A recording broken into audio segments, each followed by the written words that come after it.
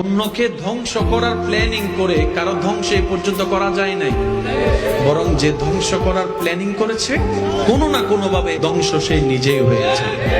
সেজন্য মনে রাখবেন, রব যাকে তুলতে চায় পৃথিবী তাকে নামাতে পারে না। রব যাকে একবার নামাতে চায় পৃথিবী তাকে তুলতে পারে না। সেজন্য উঠতে যদি মন চায় সে রবের দরবারে মাথাটা ঝুঁকাই দেয়।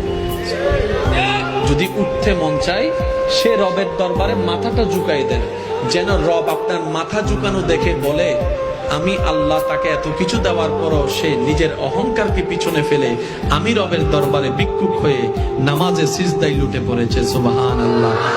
সিজদায় লুটে পড়েছে, কপালটা লাগিয়ে দিয়েছে, যে মাথা সে কারো সামনে নত করতে চায় না, মাথা হেট করতে চায় না।